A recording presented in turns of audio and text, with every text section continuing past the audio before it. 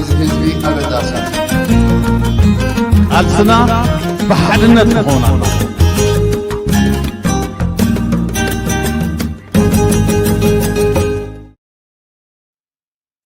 ሰላም ክቡራት ተኸታተልቲ መደብ ጠመተና ምሳኹም ዘለኹ ኣዳላውን ኣቕራብን ናይዚ መደብ እዚ ኢሳያስ ተወልደ ካብ ሕብራት መንግስታት ኣሜሪካ እየ ንሎሚ ሒዘልኩም ቀሪበ ዘለኹ ክቡር ጋሻይ ኩልኻትኩም ትፈልጥዎ ጋዜጠኛ ብርሃነ ገብረትንሳኤ ካብ ሺካጎ ሕብራት መንግስታት ኣሜሪካ እዩ ክኸውን ጋዜጠኛ ብርሃነ ናብ መደብ ጠመተና ደጊምካ እንኳዕ ብሰላም መፀኻ ሰላም ኢሳያስ ተወልደ ንስኻውን ካልኣይ ሳልሳይ ራብዓይ ግዜ ስለ ዝዓደምካኒ ብልቢ የመስግን ተካይዶ ዘለኻ መዓልታዊ ሰሙናዊ ኣፍ ናይቶም ዝተዓብሱ ክተቃለ ኩናዕ ሓበሬታ ዝዘርግሕ እውን ኣዝዩ ምስጋና ግባእካ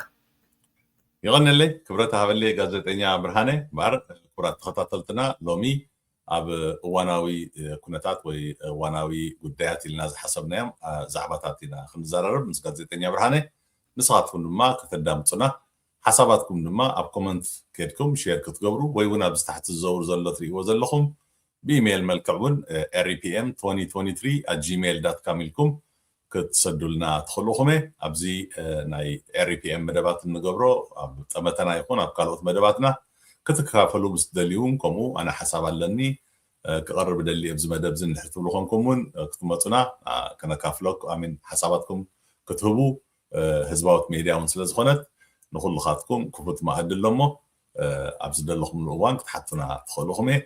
የቐኒለይ እናበልኩ ጋዜጠኛ ብርሃነ እምበር ከም መበገሲ ሕቶይ እውን ክኾነኒ ጉጅለ ህግደፍ ናይ ወፃኢ ጋዜጠኛታት ወይ ድማ ሰበስልጣን ገበናቱ ወይ ድማ ድኻማቱ ክቃላዕ እንከሎ ስለምንታይ እዩ ፀላዕላዕ ዝብሎ ወይ ተቐላጢፉ ናብ ፀለመ ዝኣቱ ፅቡቅ ታዝብቲ ሓዊ ኢሳያስ ከም ትፈልጦ ኣብ ኤርትራ ዝኾነ ከምቲ ዘመን ኣምፅኦ ናይ ማሕበራዊ መራኸቢታት ኢንተርነት ኤሌክትሪክ ስለዘየለ ዝኾነ ሓበሬታ ክትረክብ ኣዝዩ ኣፀጋሚ ዕፁብ እዩ ማለት እዩ እቲ ሓንቲ ወይ እንኮ ምርጫ ካብቲ ስርዓቲ ግደፍ ዝፍኖ ሚኒስትሪ ዜና ዝበሃል ካብኡ እትረኽቦ ጥራሕ እዩ ይኹን እምበር ሓደ ጋዜጠኛታት ወይ ቱሪስት እውን ተመኽልዮም ተሓቢኦም ከይዶም ኣብ ኤርትራ ብናቶም ፃዕሪ ነቲ ዘሎ ሓቂ ቁልጭ ኣቢሎም ነግሩና እዮም ሕጂ እቲ ዝብልዎ ወፃእተኛታት ሓድሽ ነገር ኣይኮነን ንሕና ደለይቲ ፍትሒ ብተደጋጋሚ ነቃልሖ ኢና ቀዳማይ ስርሓናስ ንሱ እዩ ኩሉ እቲ ብኤርትራ ዘሎ ብዝከኣል ነቃልሖ ኢና ሕጂ እዛ ዝበልካያ ስለምንታይ ነቲ ናትና ኢግኖር እዩ ዝኸቶ ብተዘዋዋሪ መንገዲ ወይ ግምት ክብሪ ንኸይሂበና ግብረ መልሲ ኣይሂበሉን እንተሂቡ እውን ቦቶም ናቱ ናይ ማሕበራዊ መራኸቢታት ነጠፍቲ ናይ ምፅላም ናይ ክድዓት ናይ ደገፍቲ ወያነ ናይ ኣሜሪካ ዕሱባት ዝብል መልሲ እዩ ዝበካ እምበር ሩጡብ ዝኾነ መልሲ እውን ግምት ሂቡ መልሰበካ ኣይደልን እዚ ሕጂ ክብሪ ንኸይንረክብ ማለት እዩ ወይ ድማ እቲ ህዝቢ ንኸይፈልጦ እዩ ይኹን እምበር ወፃእተኛታት ከቃልዕዎ ኣለዉ ወይ እቲ ዘሎ ጉድለታት ናይ ጉጅለ ህግደፍ ክነቕፍዎ ከለዉ ወይ ከዓ እቲ ብኤርትራ ዘሎ ኩነታት ክገልፁ ከለዉ ፀላዕላዕ እዩ ዝብለኩም ስርዓት ክወሓጠሉ ይክእል የንፅርፅር ማለት እዩ ከም ቀርናት ሃርመትላም ዓበድበድ እዩ ዝብል ኣብ ዝሰሙ ንኣብነት ይጥቀስ ኸውን ማይክል ሮቢን ኣውስትራልያውን ዊልያም ዝበሃል ኣብ ኤርትራ ንዘሎ ከም መቐፀልታ ናይቶም ካልኦት ጋዜጠኛታት ወይ ከዓ ዲፕሎማት ዘቃልሕዎ ተዛሪቡ ሕጂ ስለምንታይ ፀርፀር ዝብል ተልካኒ እታ ሓንቲ ቀላል መልሲ እቲ ናቶም ቋንቋ እንግሊዝ ስለ ዝኾነ እዩ ቋንቋ እንግሊዝ ከዓኒ ናብ ብዙሓት ሃገራት ሰማዕቲ ስለ ዘለዎ እቲ ንሶም ዘቕርብዎ ብትሕዝትኡ ዋላ ካብቲ ናይ ደለይቲ ፍትሒ እንተዘይተፈልየ ወፃእተኛታት ብምዃኑ ብዙሓት ሰዓብቲ ስለ ዘለዎ ብዙሓት ኣንበብቲ ስለ ዘለዎ ናብ ሙሉእ ዓለም ስለ ዝርጋሕ ናብ ዲፕሎማሰኛታት ናብ ሓገግቲ ሕጊ ናብ ፖሊሲ ሜከርስ ናብ ሰበስልጣን መንግስቲ ስለ ዝኸይድ እዚ ጉዳይ እዚ እንተደኣ ከይድናቦም እቲ ብኤርትራ ዝግበር ዘሎ ዓመፅ ኣብ ኣልቦ ረክብ እሞ ኣንጻር ጉጅለ ህግደፍ ዲፕሎማስያዊ ቁጠባዊ ወይ ካልእ ናይ ዜና ተቃውሞ ንክገብሩ ኣፍልጦ ንክረኽቡ ስለ ይሕግዞም እታ ንሕና ነቃልሓ ብቋንቋ ትግርኛ በላ ወይ ብዓረብ ወላ ካል ግን ካብ ኤርትራ ወፃኢ ኣይትኸይድና ሰማዓውን የብላ ሕጂ ጉጅለ ህግደፍ እምበኣር ወፃእተኛታት ጋዜጠኛታት ወይ ዲፕሎማት ወይ ሰበስልጣን ተራ ተንኪፎሞ ከም ስርዓት ከምዚ ኣብ ዕኮዝ ዝኣተወ ዝኮን ማለት እዩ ሕጂ እታ ሓንቲ ምክንያት ኣብ ኣልቦ ስለ ዘለዎም ብዙሓት ሰማዕትን ኣንበብትን ጠመተ ስለ ዝረክብ እዚኣ ከዓ ጉጅለ ህግደፍ ፃወራ ኣይክእልን ስለዚ እዛ ሰዋይ ንሕና ከም ደለይቲ ፍትሒ ንሕና ጥራሕ ዘይኮና ነቲ ህዝብና ክንገልፅሉ ንኽእል ናትና ሜድያ ናትና ጠመተ እውን ብዛዕት ውሽጢ ዘሎ ደገ ክፈልጦ ኣለዎ ሰብ ምክንያቱ ከም ትፈልጦ ሓበሬታ ኣብዚ እዋን እዚ ቁልጡፍ እዩ ሓበሬታ ተረኣ ረኺብካ ከዓኒ ስጉምቲ ንክትወስድ ይሕግዘካ እዩ ሓንቲ ምክንያት ጉጅለ ህግደፍ ንህዝብና በቲ ደላይ ፍትሒ ዝቐርብ ክቅሽሾ ከደናግሮ እኒሄልኩም እዚኦም ከዳዓት እዮም ጠላማት እዮም ኣንጻር መንግስቲ እዮም ኢሉ ነቲ ህዝብና ንክእምኖ ይፍትን እዩ ዋላ ኣማንቲ ዘይረኽብ ወፃእተኛታት ንሕተ ዛሪቦም ግን ሓደ እቲ ህዝብና ኣማራፂ ሓበሬታ ክረክብ ደቅና ጥራሕ ኣይኮነ ወይ ዞም ከዳዓብ ዝብሎም ጥራሕ ኣይኮነን እዚ ሓበሬታ ዝመፅእ ክብል ይኽእል ካልኣይ ከዓኒ ንደገ ሰማዕቲ ከዓኒ ብሰፊሑ ዓለም ብዛዕባ ኣብ ኤርትራ ዘሎ ኩነታት ቁጠባዊ ይኹን ዲፕሎማስያዊ ይኹን ጭቆና ይኹን ግፍዒ ንኸተቃልሕ ብዙሓት ሰማዕቲ ብዝተፈላለየ ቋንቋ ብኢንተርናሽናል ሃገራዊ ቋንቋ እንግሊዝ ስለ ዝሰምዕ እዚ ከዓ ጉጅለ ህግደፍ ክፃወሮ ይክእልኒ ከምቲ ንዓና ዝብለና ተቐዳዲሚ ሕጂ እንታይ ዝብሎም ጠላማት ዝተቆሸሹ ዝተዓደጉ ብዛዕባ ሓድነት ህዝቢ ኤርትራ ሓልዮ ዘይብሎም ጠላማት ዝብሎም እንተኾነ እዞም ንብሎም ዘለና ዝተመስርሐ ወይ ከምቲ ጉጅለ ህግደፍ ዝብሎ ሓሶት ኣይቃልሑን እዮም ዝበዝሑ ኦፍኮርስ ክህልዎም ይኽእል እዩ ፖለቲካዊ ዕላማ ወይ ፀግዒ ክህልዎም ይኽእል ግን እቲ ሓቂ ምግላፆም ንጉጅለ ህግደፍ ክወሓጡሉ ስለ ዘይክእል ብዙሓት ሰማዕቲ ስለ ዘለዎ በዚኣ እዩ ዘንፀርፅር ዝብል ገምጋም እዩ ዘለኒ ሕራይ ፅቡቅ ይቐኒለይ ጋዜጠኛ ብርሃነ ስፋሕ ኣቢልካ ገሊፅካ ኣለኻ ርእቶካ ይባሉ ኣለኻ ምናልባት ሕጂ ናብ ካልእ ዛዕባ ክሰግር ኣብ ስክሪን እሞ ሓንቲ ቪድዮ ንእሽተይ ክገብረልካ እየ ቁርብ ካብኣ ክትሰምዕ መታን ድሕራይ ብዛዕባ ሕቶ ክትህልወኒ እያ عدم كنا معنا مسجن يفتو تمكروي كافل مبقعي يا مسجن قتيله حتون مملاس عب تمرتي زلنا حفشه والرأيا بمنصر تي حزب غمبار عب تمرتي زلو بفلاي عب حتو دك انستيو عب تمرتنا معبلا زوس دوس قمتي بو يا زريو مالتي مخنياتو كم تزبلكيو أب بيت مسورة سلز عبخو بيت مسورة معباية انت حجزني تمرتي كم مجمر تخاب نشتي تقمت تمرتي بقبو نخردا حجزني مالتي من البات أب سورة بزنبرنا له تناي تمرتي عدل سمو زي نبرن وي ملو أي نبرن كم زقاب قدامي كفلي تقاب 10 تخفل ودي أخا دحري كولج أتي أخا ودي أخا يكون كان بقبو ناب سرح تخيد أنا شاوعي كفلي ودي إيه ناب سرح ممهرنا أتي أجي ممهرنا خونكو أبغى حاجاي أبغى كرم تقى أبغى تمهاركوي تيناي كلا أي درجات مرتي كود كيله مالتي سلازن تاي ترديني أبتمرتي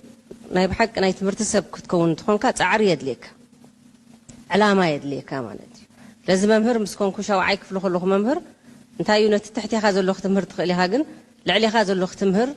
وينا بحق أبتمرتي بلوت كون كاختوات كتقتل سلازلكا كابشا وعايشة من ايتاش عايكم نابلكو 10 تخود ماتريك ود اب يونيفرسيتي خاتوسي تسرح دفيني ابت مينستر تمرت ممهر مقاني حجيزن ناي تمرتي دليتين عقمين كعبي مالتي دحرنا تنت اب ماتريك يرمس حلف كوسمرا يونيفرسيتي اغاطامي بعل تحدار ون سلازنبركو اسمرا يونيفرسيتي مهار كولوس لتبخرو وديت انستي نيره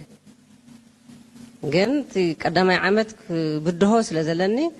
تقدي سخاءات ماهيره مس كله نايت انسي كونتات مالتيو 4 نطبي وي ملو نطبي حيزه كوت كيله مالتي حجزي اتوابع ان تمرتي كقصل ريو اسمرا يونيفرسيتي مجمرتا دبلوما يتمرقي اكاونتين امونغو جن حصير كورس ناي 3 ور حين 4 ور حين يدق عدلات يركب نيره كاو 98 كان ناي ماسترس عدل رخيبه قدميو 3 غزا ناي سيرتيفيكيت ادفانسد سيرتيفيكيت ناب كوليج مأتوينا ماسترس مدالوي تمرت وسيدة أو 98 عدلنا ماسترس رغيبة أبعد إنجليز كل تعامت تماهيرة مالتي كاوم سمت أخو تي ناي حدار ناي مولاد قتيليو بتحدو وجن كأسرح يسرح نيره قلت ناي تمرتي دليتي أي عجبن مغنياتو أمثلت أنا ممهران تسرح سلز نبركو ممهران كأسل زفري كم مهار كم زلني زلني فلتت كوس خلو كم زلني تسرحي يجددن نيرو أنا ون كم مجمرتا أنت ممهر كوينة أمنيستر تمرتي كسرح كوينة أنت حلافيت كوينة وي سوبرفايزر كوينة كسرح كوينة كعبلني بتمرتي زبل حساب سلز نبرني مثلت أنا ممهران أبتي تأي كله جزء ممهران يسلت إن ريسيرش يقبر مصنعتي نتناي تمرتي دليتي أي قارتن ስለዚህ PhD proposal አዳልየ ዕድል ምስ ሓተትኩ ብመገዲ ሚኒስትሪ ትምህርቲ ተዋሂብኒ ማለት እዩ ስለዚ ኣብ 2014 ናይ PhD ትምህርቲ ክገብር ንኻርቱም ከይደ 4 ዓመት ተማሂረ ኣብ 2014 ስጋብ 2017 መወዳእታ ማለት እዩ او 4 2018 ተመሪቀ ማለት እዩ أراي غازيتنيا برهاني كمزي كتكتاتلو صنعكا حصار يقخريك حسيبه كن سمعتنا وانتي ملوت حستخري ودحن صقم زلو يكونن حجي تا توصل حتى اب قداي نايزا حفتنا دكتور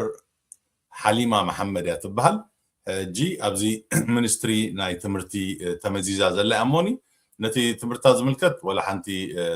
تصابؤتات يبلنان ارتاويان مهورات بوتاتات كحزو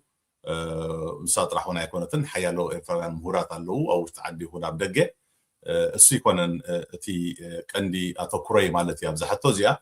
جن دحر شمون تعمتات بكرات نتأمنا كرنا معبالة هاجرن مخصوص من سياتن زخنة صلات منستري تمهرتي حدث منستر شيمو كم زلو أما حبراو مرة خبيتات تزرقي هلو مشام حدث منستر تمهرتي زمت أولوتي أبي إرترا اللودي بمجمرتا ناي دكتور حليمة أسي انكو حقوسا حانت خابتهم بدبداو نفرتن بسنكر كونتات ناي سورات خسكشا زعابيت في الرياض سلزهونت أزيع عوتيا انكو حقوسا أبدل على درجة تمرت مبصحة أبدل على درجة ناي منيستر معارق مبصحاون بفرد ناي سعرائي انكو حقوسا خبلا دلي مناتو قال نسيت مخانا كاب زيرو تبقيسها سورا زفريوم مخاني كابتو ماينوريتيز بحالو ويد ما دك انسهم تفلطو تغرينيا طرح زيكوناسي كابتن كالوت بهيرات عدل نايت مرتي ديكون عدل ناي مرعاي زخول فنيرمو نزبو مولو تقاليسا مس حداران مس دقان ابزي درجات مبصحه كتمسغنن كالوت كسعبان زغباي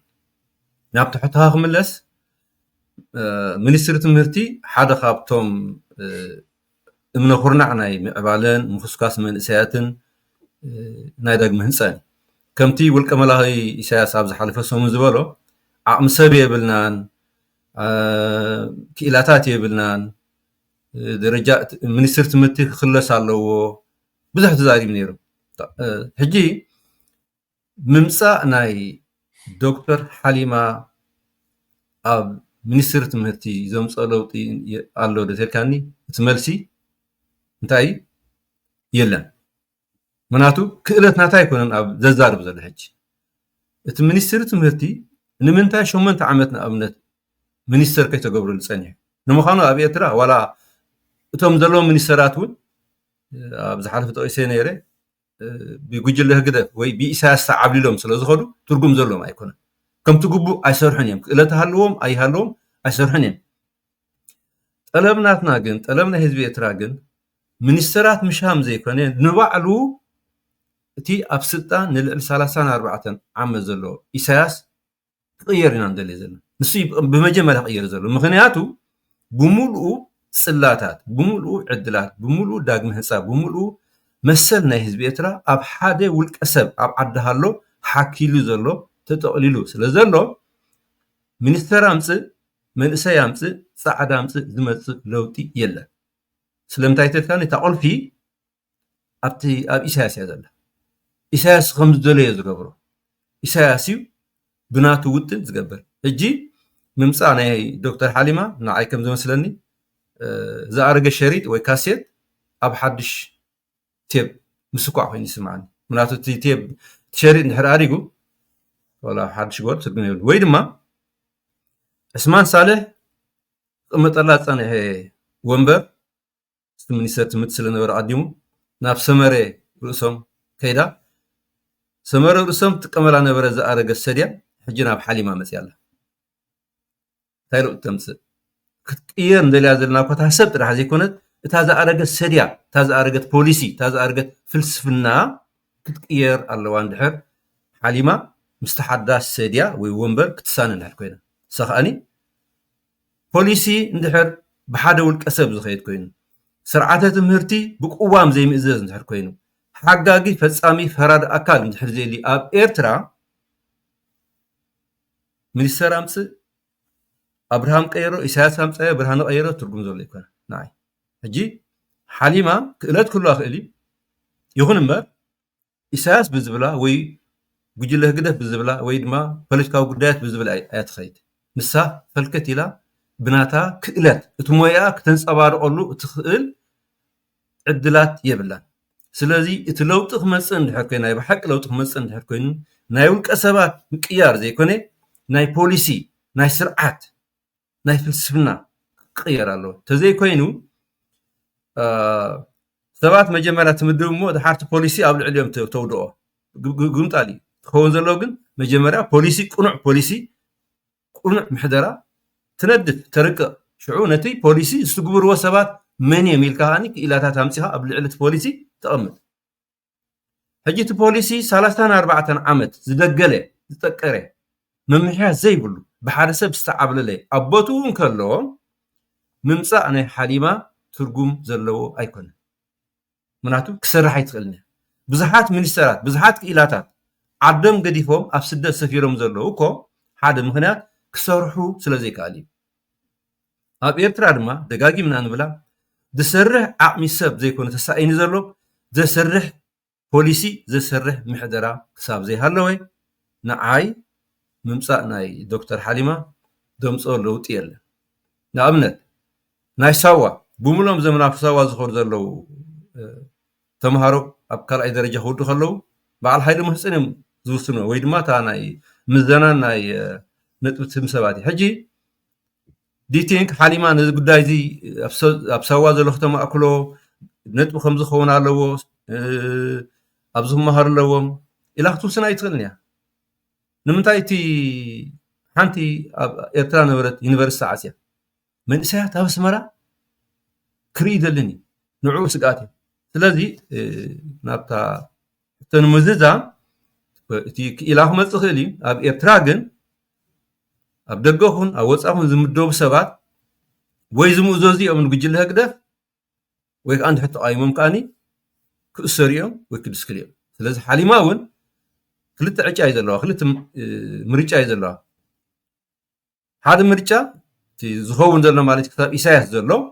መምርሒ ናይ ኢሳያስ ወይ መምርሒ ናይ ፖለቲካዊ ጉዳያት ህግደፍ ወይ መምርሒ ናይ ጉጅለ ህግደፍ ተማእዚዛ ክትግብር እያ እንተደኣ ብናታ ሞያ እዝን ፈንጠርጠር ኢላ ከዓኒ እታ ዕድላናታ ወይ ምድስካልያ ወይ ምእሳርያ ወይ ናብ ስደት ምኻድ ስለዚ ጉጅለ ህግደፍ ወይ ናይ ማሕበራዊ መራኸቢታት ለንቅነ ንሄልኩም በሉ መንግስቲ ለውጢ የምፅእ ኣሎ 2026 ክንዝኡ ስርዓት ፈቲሑ ሕጂ ድማ ናብ ሓድሽ ወለዶ ስልጣን ይርክብ ኣሎ ኢሎም ከም ፕሮፓጋንዳዊ ናይ መጣልዕ ትቀምሉ ርኢና ኣለና ንባዕሉ ኢሳያስ ከማንሲ ሚኒስተር ከም ተሸመት ኣይፈለጥና ምክንያቱ ንባዕሉ እውን ዝሸሞ ስለዘየለ ሕጋዊ ትካላዊ ሰራርሓውን ስለዘየለ ከም ትካላ ዓለም ንሪኦ ክሸይም ከሎ ህዝቢ ክፈልጥ ነይርዎ ወግዓዊ ስልጣን ተረከበ ህብል ነይርዎ ሚኒስትር ምክልኻል ስለምንታይ ሚኒስተር ዘይብሉ እቲ ሓጋጊ ፈፃሚ ካቢነ ሚኒስተራቱን ስለምንታይ ዘይእከብ ብዙሕ በኺሉ ስለ ዘሎ ኣብ ከምዚ ኩነታታት መፅእ ዘላ ስለዚ ዋላ ሓንቲ ከምቲ ናይ 34 ዓመት ክገብሮ ፀንሕ ምልጋእ ስለዘይኮይኑ ንዓይ ትርጉም ዘሎ ኣይኮነን ዕጫ ናይ ሓሊማ ከዓኒ ከምቲ ጉጅለ ህግደፍ ንፖለቲካዊ መናውራ ኢሉ ምፅይዎ ዘሎ ንሕና ዘድልየና ብቐንዱ እቲ ንህዝቢ ኤርትራ ندحريت زغوتا زلو ناب صلما زمرح زلو إساياس كورد الله بحقك مرص الله حزب إرترا مسلو كراغص الله منستر دي كشيم لحالما دي كشيم خالد كشيم سلطان كوها والله بايتو كللو مريچا كللو قوام كللو سلطان ناب حزبي كركب الله اب عد هلو حكيلو حاد سب زونونو سلطان زشومو سبغن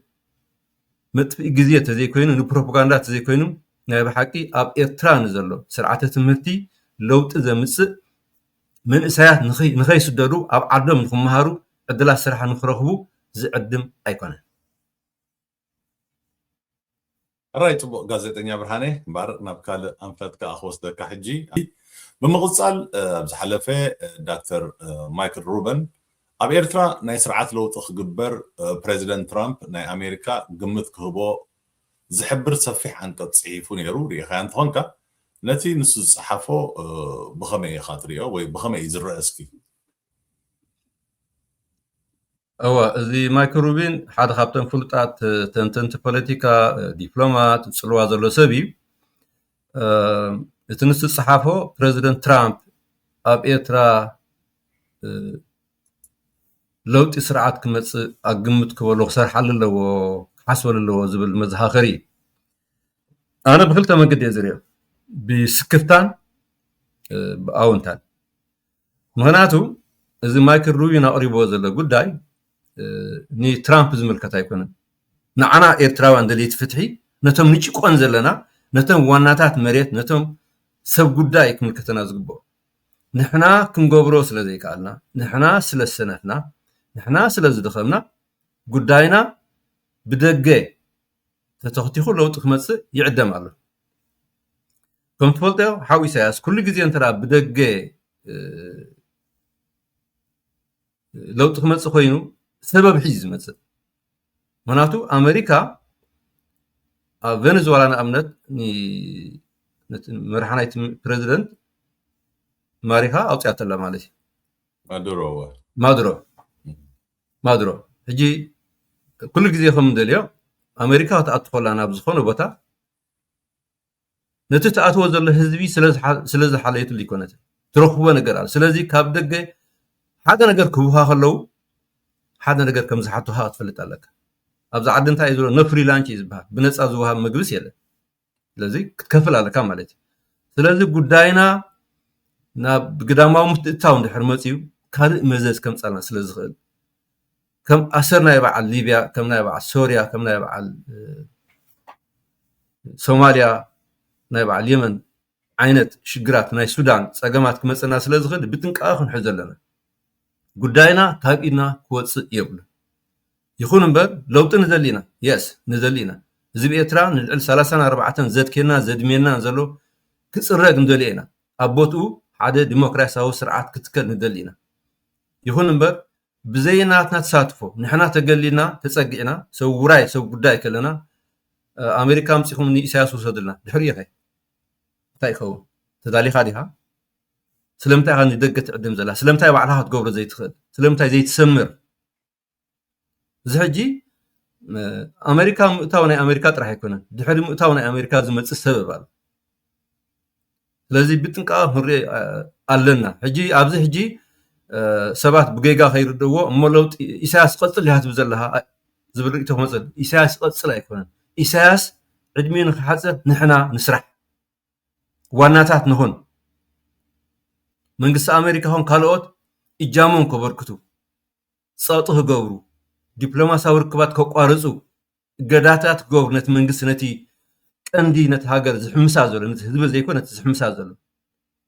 سلازو قداينا ناب كاب إدنا وصا أخي كون أقل زيد اللي نحنا خيت زالنا وقحات حدن داقماي مقزات خينا أتو كنت نقالنا مهناتو بغلت أقرو زرقس أنا زلو قجله قداف أوصينا حدا اقرو زلو مقزات خنا مسعين دلنا دحرنا إساس آلينا ياسي قال بعد حد أقري سيطان ويديابلوس كنا مسعين دلنا نحنا كن وصلنا لنا جي أقدا سكريتيكال أزيو تأفاض كنتات كم زنا هنرد لنا يفتراوان نا إثيوبيا قد يالو نا قبس له ናይ ስዑድያ ኣሎ ናይ ቀይሕ ባሕሪ ኣሎ ናይ ካልእ ኣብ ከባቢና ዘሎ ቅልውላው ኣሎ ብዚ ቀይሕ ባሕሪ ሕጂ ንሕና እንታይ ኢና ክንከውን ዘለና ጉጅለ ህግደፍ ለባም ተዝኸውን ለባም ተዝኾን ማለት እዩ ብዛዕባ ኤርትራ ተዝሓስብ ኣይሓስብን እዩ ማለት እዩ ህዝቡ ጠርኒፉ እዚ ብምሉኡ ኣብ ደገ ዘሎ ተዋሂዱ ሓደ ግንባር ፈጢሩ ንኣባላቱን ህዝቡ ጠርኒፉ ዩናይትድ ኮይኑ ስልጣን ከረክብ ህዝቢ ከዓ ዋና ክኸውን እዚኣ ዝዓበየት ነይራ ማለት ምክንያቱ ብምሉእ ኣነ ንስኻ ኣብ ደገ ኮይና ካብ ስደት ኣይምወፃናን ናብ ስደት ኣይምወፃናን ሓይልና እውን ኣይመጥፋእና ሃገርና ምህናፅ እንተዋፈርና ግን ክግደፍ እዚ ዓይነት ሸውሃት የብሉን ንብምልኡ ናይ ምቕራብ ናይ ምሕቋፍ ናይ ምስማዕ ናይ ይቕረ ምባል መንፈስ የብሉን ኩሉ ከም ፀላ እዩ ዝሓስቦ ስለዚ እዚ ማይክል ሩቢን ዝብሎ ዘሎ ምዕዳም ናይ ትራምፕ ብወተሃደራዊ ሓይሊ ከምዚ ናይ በዓል ቬኔዙዋላ ከምዚ ናይ በዓል ሊብያ ከምዚ ናይ በዓል ካልእ ሃገራት ብሓይሊ ስልጣን ቀይርካ ንዓኻ ዝምስለካ ስርዓት ምትካል ወይ ድማ ዘለካ ባህርያዊ ሃብቲ ምምዝማዝ ወይ ድማ ካልእ ሕንፍሽሽ ምእታው ወይ ልኡላውነትካ ምድፋር ዋጋ ዕዳጋ ምእታው ንዓይ ኣይድግፎን ምክንያቱ ካልእ መዘዝ ስለ ዘለዎ እቲ ለውጢ ይደልየ ለውጢ ግን በዚ ዝብሎ ዘሎ ከምቲ ናይ በዓል ቬኔዙዋላ ዘይኮነ ወይ ብድፍኢት ዘይኮነ ንሕና ብንጠልቦ ንሕና ብንሳተፎ ክድግፉና እንድሕር ደልዮምሲ እንደለይቲ ፍትሒ ብዙሕ መንገዲ ኣሎ ኣብ ኤርትራ እሞ ሕጂ ኮ ኣይኮነን 34 ዓመት ሓሊፉ ኮ እዩ ብጭፍጫፍ ማእሰርቲ ምሕያር ፀኒሑ ኮ እዩ ኣየገድሶምን ግን ኣሜሪካ ሕጂ እዚ ጉዳይ እዚ ካብ ኢና ወፃእ ከይከውን ንካልኦት ኣብ ከባቢና ዘለዋ ኣብ ቀርኒ ኣፍሪቃ ርእሲ ሓያላን ክኾና ዘልያ በዓል ኢትዮጵያ መሻመው ከይከውን ክንጥንቀቕ ኣለና ኣብዚ ጉጅለ ህግደፍ ምስ መን ይፅጋዕ እንታይ ይገብሩን ክልቢ ምግባ እዩ ምክንያቱ ቁርቁስ ዝበዝሖ ዞባ ስለ ዝኾነ ክንጥንቀቕ ኣለና ኣብዚ ሕጂ ንእግረ መንገዲ ክትጠቕሶ ዝኽእል ደሌቲ ማለት ደገፍ ትግደፍ ንኢሳያስ ክወስደይ ትኽእል እያ ሓያል እዩ ኢዳ ክትእቱ የብላን ከም ናይ ቬኔዙዋላ ኣይኮነን ከምዚ ኣለና ኣብልዮም ኣሜሪካ እንድሕር ደልዮም ምሽ ነዚ ዝኾነ ዓቕሚ ዘይብሉ ኢሳያስ ኣብ ዝኾነ ሰዓት ሰራዊት ምውፋሩ ናይ ኣድልዮምን ኣሜሪካ ንኢሳያስ እንድሕር ደልዮም ኣብ ዝኾነ ሰዓት ሰራዊት ምውፋር ኣይደልዮምን ኣብ ውሽጢ 24 ሰዓት ንስኻን ንብረትካን ጥቕሊልካ ውፃእ እንድሕር ኢሎሞ ንኢሳያስ ጠጠው ክብል ኣይክእልን ንኢሳያስ ሚሳይል ኣየድልዮ ነፋሪት ኣይትድልዮና ስለዚ ኣሜሪካ እንድሕር ደልዮሞ ንኢሳያስ ዊድን ሰከንድስ ክወስድዎ ክእሉ ከቃውፆ እውን ክእል እዮም ንኢሳያስ ኮፍ ዘብልዎ ግን ከም መጣልዒ ከም ምህረን በትሪ ብትኸባቢ ክጥቀሙ ስለ ደልዮ ወይ እውን ብዓብኡ ኣብ ሃገራዊ ረብሕኦም ዘሰክፍ ጣልቃ ስለ ዝእተው ጥራሕ ኣብ ሃገራዊ ጉዳዮም ዝፀባእ መርገፂ እንድሕር ወሲዱ ግን ራይት ኣወይ ንኢሳያስ ይኹን ንካልእ ንክወስዱ ወይ ንክቆትሉ ፀገም የብሎን ኣሜሪካ ሕጂ ጌጋ ቅማር ከይህልወና ማለት እዩ ስለዚ ዘስግኦም ኩነታት የለን ንረብሖም ኣይትንከፎምን ኣፅኒሖም ኣለዉ ንረብሖም ኣብ ትንክፎም ግን ኣሜሪካ ዘይኮኑ እስራኤል ብዓብዩ ኣፍንጭው ስለዚ ምእታው ናይ ኣሜሪካ ንውልቃዊ ረብሖም እንድሕር ኮይኑ ቅቡል ኣይኮነን ምእታው ናይ ኣሜሪካ ንፀገማት ህዝቢ ኤርትራ ዝፈትሕ እንድሕር ኮይኑ ንሆሜዳ ንህፈረስ ንሕና እውን ኢድና ጣሚና ንሪእሉ ኩነታት የለን ጥራሕ ንውልቃዊ ረብሖም ንምግታእ ንምሕላው እንተኮይኑ ግን መለሳ ጥቆሲ ቆሎ ይከውን ስለዚ ብጥንቃቂ ኢና ክንሪኦ ዘለና ኣብዚ ዕድላ እዚ እንድሕር ኣጋጢሙ ከዓኒ ኤርትራውያን ነዚ ዕድላ እዚ ክንጥቀመሉ ምስ ወከልቲ መንግስቲ ምስ ሰበስልጣን ናይ ኣሜሪካ ክንተሓባበር እንታይ እዮም ደልዩ ዘለው ንሕና ኣለና ኢልና ናብ ሓና ክንቅይሮ ካብ ምቁፃር ህዝቢ ኤርትራ ወፃኢ ከይከውን ንካልእ ሕንፍሽፍሽን ንካልእ ኩናት ንከይዕድም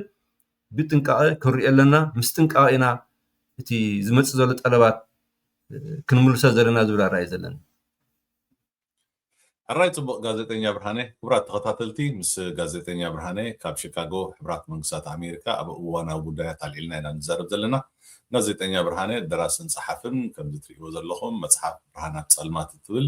ሓንቲ ካልአይቲ እውን ብእንግሊዝኛ ሚድናይት ሻዶው እትብል ካልእ እውን ቅናት እትብል መጽሓፍ ጽሒፉልና ነይሩ ብዘይካዚ መምሃሪ ቋንቋ ናይ ትግርኛ ንቆልዑት ጽሒፉልና ነይሩ ስለዚ ኣብ ዋናው ጉዳያት ኣልዒልና ኢና ንዛረብ ዘለና እሞ ነቲ ትህበኒ ዘለኻ ርእቶታትካን መብርሂታትካን ኣዝየ እናመስገንኩ ብስም ተኸታተልቲ ሓደ ክልተ ሕቶ ክህልዋኒ እየን እሞ ክንውዲ ኢና ሕጂ ኤርትራውያን ኣብ ዝሓለፈ ኣስታት 35 ዓመታት ብሓንቲ ሓለንጊ ህግደፍ እናተገረፍና ስለምንታይ ኢና ሓቢርና ኣንጻር ቀዳማይ ጸላኢና ክንቃለስ ዘይከኣልና ፍልሊና ኸ ናይ ብሓቂ ፖለቲካዊ ድዩ ወይስ ውልቃዊ ህልኽን ጉድለት ንቕሓትን ኢልካ ሓስብ ጋዜጠኛ ብርሃነ ኣረበታ ድሒራ ዝቐርበት ሕቶኹም ክጅምር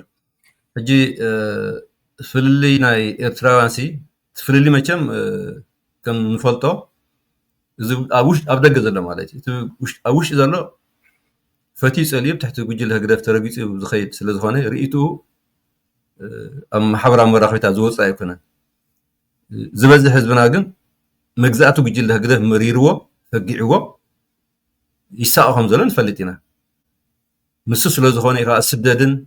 ዝጠፍእን ዘሎ ማለት እዩ ሕጂ በዞም ኣብ ደገ ዘለና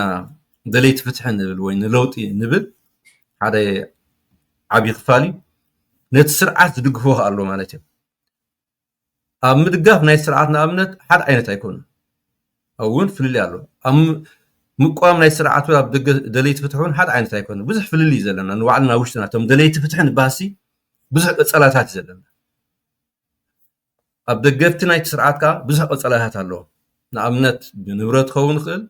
ብቕርሕንቲ ክኸውን ይኽእል ብፅልኢ ክኸውን ይኽእል ንዓዲ ንኽመላለስ ክኸውን ይኽእል ንብረት ዘለዎ ክኸውን ይኽእል ስለዚ እቲ ምድጋፍ ብዙሕ ዓይነት እዩ ዘሎ ማለት ስለዚ ናብቲ ሓተኻ ክምለስ ፖለቲካዊ ፍልሊ ኣይመስለንን ኣነ ዝበዝሓና ኤርትራውያን ብዛዕባ ፖለቲካውን እኹል ኣፍልጦ ዘለዎ ኣይመስለንን ምክንያቱ ናብዚ መንነት እንታ ዘብፅሓኒ እቲ ዘካትዓና መብዛሕትኡ እዋን ኣብ ቆለጥጦ እዩ ትድግፍ እንድሕር ምስኻ ዘይሰማዕ ኮይኑ ከዳዕ ትብሉ ትቃወም እንድሕር ምስኻ ዘይሰማዕ ኮይኑ ጠላም ትብሉ ንሃገር ኣይፈቱን እዩ ኣንጻር ኤርትራ እዩ ኣንጻር ስዋኣት እዩ መወዳእታ ዘይብሉ ቃላት የዝንበልካ ማለት እዩ ኣይምልከተካን ኣይናትካን ሓንቲ ሓሳብ ንጉጅለ ህግደፍ ይቃወም እየ ስለ ዝበልካ ጠላም ከዳዕ ስዋኣት ኣይኣምንኒ ሃገር ሕሊፍ እዩ ዝህብ ዕሱብ ናይ ኣሜሪካ እዩ ዕሱብ ናይ ወያነ ዝብል ፀርፊ መፀካ ማለት እዩ እዚ እንድሕር ኮይኑ እቲ ፖለቲካ ኣፍልጦ የብላን ማለት እዩ ዋላ እቶም ደገፍቲ ናይ ህግደፍ ብዛዕባ ፖለቲካ ኣይፈልጡን እዮም ፖለቲካዊ ፍልሊ ኣይመስለኒ ንዓና ምክንያቱ ፖለቲካዊ ፍልሊ እንድሕር ኮይኑ ፍልሊና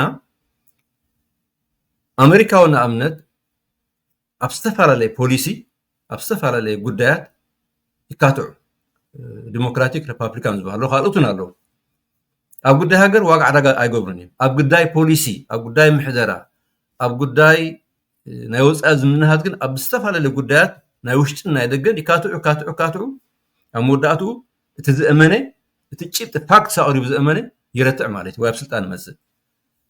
ስለዚ ኤርትራውያን እዚ ዓይነት ጉዳይ እዚ ኣምፂና ንካታዕ ዲና ንኣብነት ቅዋም እንድሕር ኣልዒልካሲ ቅዋም መሰረታዊ ቅዋም ኣይትዛረቡ ሕጂ ኮነ ዘድልየና ብላ እንታይ ዘድልየካ ዳ እታ ቅዋም ኮኒ እቲ ፈረስ ከም ድላይ ንኸይጋልብ ልጓም እያ ስለዚ እቲ መንግስቲ ከም ድላይ ንኸይረግፀካ ምእሰር ልጓም እያ ቅዋም እንድሕር ዘይብልካሲ ኣብ ምንታይ ኢኻ ብዛዕባ ሃገር ብዛዕባ ምምሕዳር ካዛርብ ስለዚ ቅዋም እንዳልዒልካ እቲ መሰረታዊ ጉዳይ ቅዋም መይቲ ኢሉ ኢና ባዕሉ ስለዚ ንሕና ብዛዕባ ቅዋም እንድሕር ኣልዒልና ብዛዕባ ሰብኣዊ መሰል እንድሕር ኣልዒልና ብዛዕባ ነፃ ሓሳብ ካብ ምግላፅ ተልዒልና ብዛዕባ ሃይማኖት ተልዒልና ክላዕል ኣይደልይዎን እዚ ደይኮነን ፖለቲካ እዚ ደይኮነን ኣብ ሂወትና መሰረታዊ ክንቅፅል ዘይክንቅፅል ወሳኒ ዝኸውን ብዛዕባ እዚ እንድሕር ዘየልዒልና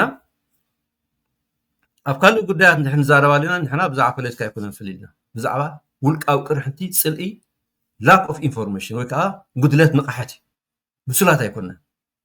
ብሱላት ስለዘይኮነ ሃኒ ኣብዚ ማሕበራዊ መራኸቢታት እንድሕር ሰሚዕካዮ እቲ ዝቐርብ ክትዓት ንክሰምዖ ዘፅልእ ኣብ ቀንጠመንጢ ኣብ መሰረታዊ ዘይኮነ ጉዳያት ግዜና ንህልኽ إذا أنا نسخان زاروزن حجي أقداسي هجرا قدات خون نمبزحتنا ثم سبات ذكرتاتلوجن أب تيك توك أنجواز أدفت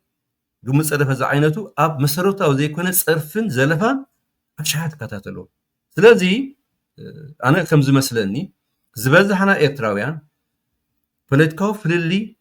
بوليتكاوي أمتنا زي كنا أب زقدايس فلالينا زلو أب هلخ فيها أب كرحنتي أب ودباي ودبكا زعينته فلسفنان فللياتنا الله تبوت أمنت بزحات ودبات الله 34 عمد أب كل الله نخسف حج قراربا ونايك إلان يفلا لا يطرح سلازي واقع داقا غيركا كتحقف بتزسامعك كترنف أنصار قدامي يصلعك كتعاطق باكا نحنا قن لعلتن قجي لها قدف نطفو هالكي أوشنا نطفو بأسن قيقوان قرقسن سلاز بزه فلتكاو فللي أي مسلنن ولقاو رح تنسلن بسلت ناي فلتكان زي مهلا كوين يسمعن سلازي سلمتا اينا بحانتي حالن قندا تقرفنا أنصار قدامي يصلعينا كنتع زي نخل حصار مسي دخام مويتنا اينا موتاتنا نمسلنا خنطابق كنطرنف كنصاور نخيل يلنا ذخا حدا خابتي نغداينا زحلالخو تسفه حزمنا زقرص ጉጅለ ህግደፍ ኣብ ስልጣን ንኽቕፅል ዕድል ዝህቦ ዘሎ እዩ ጉጅለ ህግደፍ እኮ ኣብ ፍልሊና እዩ ዝነብር ዘሎ ኣብ ድኻምና እዩ ዝነብር ዘሎ ኣብ ደገ ዘሎ ኣብ ውሽጢ ዘሎ ህዝብና ከዓኒ ተስፋ የብሎም እዚኦም ስለዚ ካብ ምዚኦም ሽግር ሒዞምና ዝመፁ ኣብ ዘለናይ ምፅማ ምሕሸና ኢሎም ናብ ስቕታን ናብ ተስፋ ምቑራፅን በፂሖም ኣይተጠርነፍና ክንደይ ግዜ ውድባት ዘይተጠርነፋ ክንደይ ግዜ ውድባት ከዓ ፋሕ ዘይበላ ስለዚ እዚ ንሕና ኣብዚ ሓድሽ ዓመት እውን ብግቡእ ክንግምግሞ نفسنا نحقق صقمنا نتفلت كنتحقق تقول صلنا كنوجد يجبأنا زي مقارنها واقع يخفلنا له بزلنا نقص انتخوينا هاني ولا اساس بعد ما يموت زغونه سبب سيو قداينا ام تحللا صقمنا نقصل عدل كوئيو مالتي رايت ጋዜጠኛ ብርሃነ ስፋሕ ኣቢልካ ገሊፅካ ያለኻ እንጂ ምናልባት ኣብ ኤርትራ ዝገዝእ ዘሎ ስርዓት ብውሕዱ እታ ዘለዓልካያ ፅቡቕቲ ኣብነት ነይራ ሕጂ ቅዋም ወይ እውን መሰል ናይ ምዝራብ መሰል ናይ ብሕቲ ጋዜጣታት እዚአን ብውሕዱ ቀለልቲ ነገራት ከዓ ኣይኮናን ዓበይቲ ነገራት እየን ነቲ ኣብ ደንበ ተቃውሞን ኣብ ደንበ እቶም ደገፍቲ ዝበሃሉ ወይ ተመለኽቲ ንብሎም ንሕና ዘለውን ንኽልቲኦም ዘገድሳ ነገራት እየን ነዚኣተን ከማን ሓሲብካ ኮምፕሮማይዝ ጌርካ ክትረዳእ ዘይምኽኣልካ እሞ ብዕሙት ዓይንኻ ጨፊንካ ነቲ ስርዓት ክትድግፎ ከለኻ እዚ ሓደ ከምቲ ዝበልካዮ ህልኽ ፖለቲካዊ ብስለት ዘይምህላው ወይ እውን ደረጃ ንቕሓትና ዘይምስፋሕ ጌርና ክንሪኦ ንኽእል ኢና ስለዚ ሲ قوام زي بالله هاجرسي نتدقافس بيناي ملكي اختحجوزة تخل مسألو حساباتو بنتصاخ كزرب كجلت وكنكف زي كالسب بيناي ملكي تهاجر ويتزلو سرعات نزي دقافي ازبل كتقمون كتقلقلون تخل اب هاجرو اتيو وفرخو فر زي كال بيناي ملكي تقمون تخل ኤርትራውያን ሰብ ፀጋታት ኣብ በዓል ኡጋንዳ ኣብ ኣፍሪካ ሃገራት ንሪኦም ኣለና ኣብ ሳውት ሱዳን ከምኡ ድማ በዓል ኪጋሊ ስለዚ ሲ እዚ ኩሉ ንሕዳእ ሓሲብካዮ ሲ ሓደ ካብቲ ከቃወሙ ዝኽእል ደኣይ ነዞም ደገፍቲ ወይ ተመለኽቲ ንብሎም ዘለና ሲ እዚ ብውሕዱ ምሳና ከሰማምዖም ዝግብኦም ነገራት እዩ ነይሩ ኮይኑ ትስማዓኒ ግን ዓይኖም ጨፊኖም በቃ ይድግፉ ኣለው ንስኻ ከዓ ትቃወም ኣለኻ እንድሕር ትቃወም ኣሊኻ ንስኻ ናቶም ፀላኢ ኢኻ ትኸውን ዘለኻ እዚ ካብ ህልኽ ዝተለዓለ ካብ ንቕሓት ጉድለት ዝተለዓለ እምበሪ ከባእሰና ዝኽእል ነገራት ኣይነበረን እኳ ደኣ ምሳና ኮይኖም ኣብዚ ናብዚ ሓቅነት ኣለዎም ስለዚ ኢልካ ብሓባር ኮንካ ነዚ ዝኸይድ ዘሎ ናይ ኣፅናዕቲ ጉጅለ ኣብ ኤርትራ ንምእላይ ሓገዛቶም ከበርክቱ እዩ ዝግባእ ነይሩ صبو غيركا سفيحكا جليسكا لخا من البات نابتاني مودا تحتي خين نحردا خوينا غازيتينيا برهاني انصار لولاونتنان نهزبنا قداما ورار وي تتصابقو انتقاطيمو مسلاو سرعه تقدف بخمه يكرئ ኣገዳሲ ትሕተ እያ ኣብዚ እዋን እዚ ንዕዘቦ ከም ዘለና ሰልፊ ብልፅግና ብዛዕባ ልእላውነት ናይ ኤርትራ ብዛዕባ ባሕሪ ናይ ኤርትራ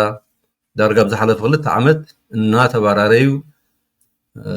ጋዜጠኛታት ወሎም ኣዘቲ ሰራዊት ወሎም ኣባላት ናይ ሰልፊ ብልፅግና ወሎም ዘይተዛረብዎ ነገር የለን ዘይጠለቦ ጉዳይ የለን وزربا هاي ترسع غازيتنيا برهاني ابزا غداي زي غداي الاولነት نزاربون ስለዘለና بعلو حجي مستا قديما نزاربلا صنحنا حتى ون تماساسليا ابزي دنب تقاومو دليت فتحين بعلو الاولነት كتبل نكلخا حزب دي زقدم ولا الاولነት الكا ويون الاولነት ስለዝበልካውን ነትስርዓት ድግፎ ከም ዘለኻ ገይሮም ዘርእይዎ دليت فتحون ስለዘለው ንዓውና ተኣሳስር ከተብላ ጽብሮቴ حجي نحنا ኣብዚ ንጹር ከም ዘለዎ ከም ተቀዲምና ጠቅስናዮ ኣብ ከባቢና ተጠማቲ ተነቃፊ ዞባ ስለ ዝኾነ ንዓና ዓቢ ሓደጋ እዩ ምኻቲ ዓቢ ሓደጋ ዝገብሩ ከዓ ኣብ ኤርትራ ቅዋማዊ ስርዓት ስለ ዘየለይ ዓብየት ነገር ንዓይኮነ ስምዓኒ ኣብ ኤርትራ ቅዋማዊ ስርዓት ስለ ዘየለይ ስልጣን ካብ ህዝቢ ተወሲዱ ኣብ ሓደ ውልቀ ሰብ ስለ ዘሎ እንታይ ስምዓት ግበር እንታይ ዘዋፃና ምስ መኒና ንኸይድ ምስ መኒና ንቋረን ንመኒና ንእቱ ኣይንፈልጥና ወይ ተራ ይብልና ንኣብነት ዓሰብሲ ኣብ ዝሓለፈ ዓመታት ኢማራት ሒዞሞ ተሓርገዲፎም ኸይዶም ቀጠር መፅያ ያህዳ ብዙሕ ይበሃል ቱርክ መፅያ ግብፂ መፅያ ሕጂ እውን ግብፅን ስዑድያን ኣትየን ገለ በሃል ብዘይ ገድስ ግን እቲ بقربا ኣብ 2018 ውዕላት ተፈሪሙ ዝበሃል ህዝቢ ኤርትራ ይፈልጠኒ ኣብ ዝለዓለ ደረጃ በፂሑ ሂብና ካለና ምርሓና ተባሂሉ ድሕሪኡ ሃኒ ፀላኣና ተባሂሉ ሕጂ እንታይ ዝርዳእካ ህዝቢ ኤርትራሲ ዋላ ሓንቲ ኣብ ገዛእ ጉዳይ ሃገሩ ተራ የብሉን ተገሊሉ ዝነብር ዘሎ ሕጂ እውን እንተኾነ ናይ ኢትዮጵያ ምፍርራሕ ኣሎ ናይ ካልኦት ምትእታው ኣሎ ሕጂ ከምዛ ዘለና እያ ህዝቢ ኤርትራ ተገሊሉ እንድሕር ዝኸይድ ኮይኑ ብዛዕባ ጉዳይና ወሰንቲ እንድሕር ዘይኮይና ተዓዲ ናበይ ትሸየጥ ናበይ ትኸይዱን ኣይንፈልጥና ኤርትራውያን ኣብ ደገ ዘለኹን ኣብ ውሽጢ ዘለኹን ብዛዕባ ልእላውነትን ብዛዕባ ህላዊን ብዛዕባ ድሕነትን ዋጋ ዕዳጋ ክህብ ከምዘይክእል ፍሉጥ እዩ እንተኾነ ጉዳይና እንድሕር ካብ ኢድና ወፂኡ ከምቲ ኣብ 2018 ዝተገብረ ወይ እውን ኣብ 2020 ኣብ ትግራይ ኣትዮም ፀኒቶም ዘለዉ ኤርትራውያን ክሳብ ሕጂ እውን ዘይተረድኡ ክሳብ ሕጂ እውን ዘይተነግሩ ቁፅሮም ዘይተፈልጠ ሕሰቦ ጭሩ ወይ ሃማ ይኮኑ ተቐቲሎም ህይወት ሰብ ክንደይ ቤተሰብ ክንደይ መንእሰያት ዘኽቲሞም ዘለዉ እዚኦም ንባዕሎም ዘይምንጋርና ምስቲ ዓዲምና ዝበልና ህልኽ ዘብለና ዘሎ እዞም ደገፍቲ ዝበሃሉ ንድሕሪት ምምላስ ኣይኮነትን እዞም ደገፍቲ ዕውራት ንብሎም ዘለና ብዛዕባ እዞም ጠፉ ኤርትራውያን ከማን ኣበይ ኣትዮም ስለምንታይ ዘይነገር ኢሎም ይሓትን እዩ እዚ ሕጂ ዝኾነ ፖለቲካዊ መንፈስ ከም ዘይብሎም ዘርዳእካ ኣይፈልጡን እዮም ነብሶም ብዛዕባ ሓዎም ብዛዕባ ሓፍቶም ብዛዕባ ኣዲኦም ክሕለቑ ኣበይ ኣትዮም ስለምንታይ ተኣሲሮም ስለምንታይ ተሓይሮም ኩሉሲ ኣይክእሉን እዮም ዓዲ ፅቡቅ ኣላ ተቃውሞ በዚሕና ጥራሕም ዝብሉ ሕጂ ልእላውነትና ብዝኾነን ዋጋ ኣብ ዋጋ ዕዳጋ ክንእትዎ የብልና ደጋፊ ኹን ተቃዋሚ ብወገን ንሕና ሕጂ ንኢትዮጵያ ሓንቲ ከም ገዛኢት ሃገር ናብ ኤርትራ ክትመፅእ እንድሕር ኮይና ከነፍቅደላ የብልና እንተደኣ ብደገ ወራር መፂኡ እንታይ ኢና ክንገብር ወይ ንልእላውነትና ዝደፍር ዝግህስ ንህላዊ ህዝብና ዘፅንት ግዳማዊ ተፃብኦ መፂኡ ወራር ክኸውን ይኽእል ዘመተ ክኸውን ይኽእል ንሕና ብዘይ ዋጋ ዕዳጋ ብዘይ ሕፍረት ንልእላውነትናን ንድሕነት ህዝብናን ንመሬትናን ንፁር ተቃውሞ ክንገብር ኣለና ንጹር መርገጽ ክለና ኣሎ ኣብዚ ጉዳይ እዚ ዋጋ ዓደጋ ዝግበር የለን ሕጂ ንኢትዮጵያ ምቋም ማለት ነቲ ሃገራዊ ሕጊ ጥሒሱ ንልእላውነትናን ባሕርናን መሬትናን ህዝብናን ክረግጽ ዝዋጣወጥ ዘሎ ምቁዋም ማለት ንጉጅለ ህግደፍ ክቕጽል ምብራኽ ማለት ኣይኮነን ጉጅለ ህግደፍ ኣብዚ እዋን እዚ ቀዳማይ ጸላኢና ጉጅለ ህግደፍ እዩ ኣብዚኣ ክንጸል ኣሎ ቀዳማይ ጸላኢና ህዝቢ ኤርትራ ኣሜሪካ ኣይኮነትን ኢትዮጵያ ኣይኮነትን ወይ ካልእ ኣይኮነትን ቀዳማይ ጸላኢና ከም ንስደድን ከም ንደክን ከም ንእሰርን ገይርና ዘሎ እዚ ኩሉ ሽግር መጽ ዘሎ ብጠንቂ ናይ ጉጅለ ህግደፍ እምበር ብጠንቂ ናይ እገዳ ኣሜሪካ ብጠንቂ ናይ ተጻብኦ ናይ ኢትዮጵያ ኣይኮነን ኣብዚ ክንጸር ኣለዎ ደጋፊኹን ተቃውሞ ክፈልጥ ኣለዎ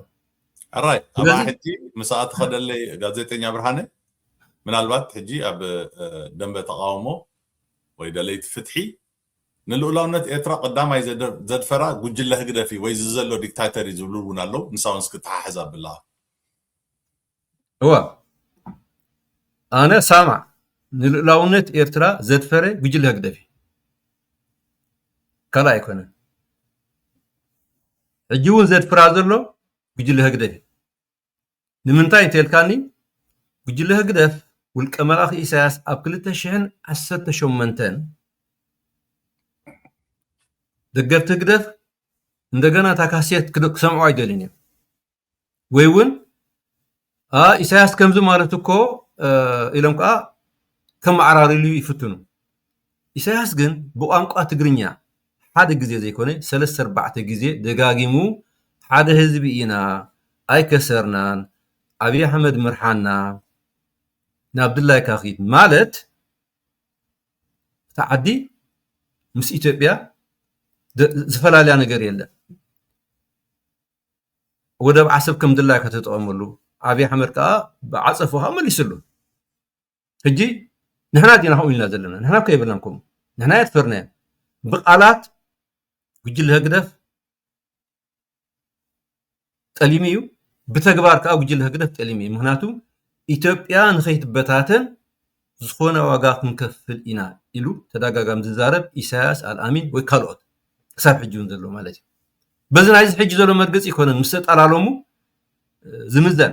ኣቐዲሙ ኢሳያስ ዝወሰኖ ቁፅሮም ዘይተፈልጠ ኣሽሓት ኤርትራውያን ንስልጣን ኣብይ ኣሕመድ ንክህሉ ኣብ ትግራይን ኣብ ዓፋርን ኣብ ኣምሓራን ዝጠፍኡ ኤርትራውያን ስለምንታይ ንምንታይ ምዃነ እዚ ሕጂ ከብድን ሕቁን ኮይኖም ኣብዚ የድሊ ሽግር ዝዋጠወጡ ስለዚ ንኤርትራ ካብ መጀመርቱ እውን ዋላ ኣብ ቅድሚ ናፅነቱን ታሪክ ኣለና ንሱ ገዲፍና ግን ናብ ዝቐረባ ንኽእል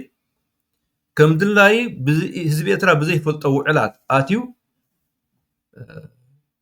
ተጠቐሙሉ ከም ድላይካ ኢሉ ዝወሰነ ኢሳያስ ስለ ዝኾነ ኢሳያስ ንኤርትራ ከም ትድፈር ገይርዋ ኣብዚ ኩሉ ብፅሕና ዘሎ ከም ንሃልእ ከም ምስደድ ገይርና እምበር ኣብይ ኣሕመድ ወይ ወያነ ኣይኮነ ኣብዚ ንፀር ኣሎ እቲ ሓርበኛ ወይ ናይ ኣፍሪቃ መራሒ ዝብልዎ ዘሎ ደገፍቲ ንሱ እዩ ንኤርትራ ናብ ፀልማት ከም ትጓዓዝ ዝገብራ ዘሎ ብቁጠባ ከም ትደኪ መንእሰያታ ከም ስደት ዝገብራ ዘሎ ኢሳያስ እምበር ኣሜሪካዊ ኢትዮጵያ ኣይኮነ ሕጂ እውን መምኽኔታ ክንገብር የብልና ጉዳይና እንድሕር ፈቲሕናዮ ኣብ ኤርትራ ቅዋሞ መንግስቲ እንድሕር ተተኺሉ እቲ ጉዳይ ሓደ ዓብዪ ምዕራፍ ምተዓፅኦ ነይሩ ሽዑ ንሕና ኤርትራውያን ከም ህዝቢ ብዛዕባ ሃገርና ከነመሓድር ብዛዕባ ሃገርና ናበይ ንኸይድ ምስ መን ንፅጋዕ ክንውስን ንኽእል ኢና ጉዳይና ካብ ኢድና ወፂእ ክሳብ ዘሎ ግን ሕጂ እውን ተዓዲ ልእላውነትና ንክድፈር መሰልና ንክገሃዝ ርሑቕ ባብ እዩ ዘሎ ስለዚ እንተደኣ ብደገ ዝመፅእ ኮይኑ ብዘይ ዋዕል ሕዳር ክንቃወሞ እዩ ዘለና ኣንፃር ልእላውነትና ዝደፍርን ኣንፃር ሓድነት ህዝብና ዘርግን ኣንፃር ድሕነት ህዝብና ዝብል ብዘይ ዋዕል ሕዳር ክንቃወም ኣለና እዚ ማለት ግን ጉጅለ ህግደፍ ይንበረልና ማለት ኣይኮነን ጉጅለ ህግደፍ ከም መምኽኔታት ተጠቒሙ ወራር መፂልና ሕጂ እውን ንሄልኩም ተሰለፍቲ ኣንጎት ገንዘብ ኣዋፅእ ክብለና ኸይዱ እዚ ግን ሸፈት እዩ እዚ ክንደይ ግዜ ላዲናሉ ኢና መምኽኔታ ክፍጥር የብሉን ኩናት ንኸይመፅእ እንታይ ክገብር ነይርዎ ኩናት ዘምፅእ ዘሎ ንሱ እዩ ወላ ኢትዮጵያ ዝኩሉ ይገዓሩ ጉጅለ ህግደፍ ዝወስዶ ስጉምቲ እውን ዘይሕጋውሉ ንኣብነት እዚ ምስ ትግራይ ገለ ክፋል ናይ ትግራይ ፅምዶ ዝበሃል ዘሎ ንሓንቲ ልእላዊት ሃገር ንሓንቲ ክልል ወሲድካ ፅምዶ መጓል ንኣመት ሕጋዊ ይኮነን ሽግር ዝፈጥር እዩ ረዲሃኒ ፀገም ዝፈጥር ነቲ ዘለካ ዝምና እንደገና ሓዊ ዝውስኺ ንኣብነት ኢትዮጵያ እንታይ ይብሉ ኣብዚ እዋን እዚ ንጉጅለ ህግደፍ ክኸስዎ መደብ ኣለዎ ምክንያቱ ኣብ ውሽጣዊ ጉዳይና ኣትዩ ምስ ሓንቲ ንሕና ምስ ፌደራላዊት መንግስቲ ወሲዱ ዝምና ፈጥራለን ክኸስዎ እዮም እዚ ኩናት ንክጅምር መምክነታ እዩ ዘሎ ዘሎ ስለዚ ንሕና ንፈጥሮ ፀገማት ትበዝሕ ልዕሊ እቲ ናይ ሰልፊ ብልፅግና ዓሰብ ደሊና ወይ ባሕር ደሊና ዝበሃል ዘሎ ነዚ እውን ጉዳይና ንሕና ንውስነ እንተንኸውን ለባም ኣፋታታሕ ልብ ዲፕሎማት ዝኸውን ካብ ቀየቋ ካብ ፀርፊ ምዝውታር እንታይ ኢኻ ክትገብር ዘለካ ግን ብዲፕሎማስያዊ መንገዲ እውን ልቦና ብዙመልእ ክፍታሕ ነይሩ ግን ኣይተዓደልናን ህግደፍ ለይትን መዓልትን ዝፈትና ኩናት ፅሒርካ ኩናት ወልዒኻ ስልጣኑ ከመይ ገይሩ ይቕፅል ውሽጣዊ ጉዳያት ከም ዝዕበጥ በቲ ናይ ኩናት ንቅድሚት ኣምፂኻ ኣብ ውሽጣዊ ጉዳያትካ ንኸይተድህብ ዝፈጥሮ ሸንኮለል ኮይኑ ይስማዓኒ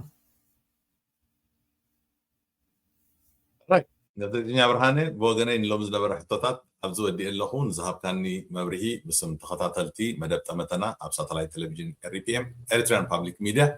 ኣዝየ የመስግነካ ክቡራት ተኸታተልቲ ንሎም ዝነበረና መደብ ምስ ጋዜጠኛ ብርሃነ ኣብዚ ወዲእና ኣለና ኣብ ካልእ እዋን ብካልእ ትሕዝቶ ክሳብ ንራኸብ ንኩልኻትኩም ሰላም ይቐኒየለይ ጋዜጠኛ ብርሃነ ሰናይ መዓልቲ ኢሳያስ ንዓኻ እውን ብሩህ መዓልቲ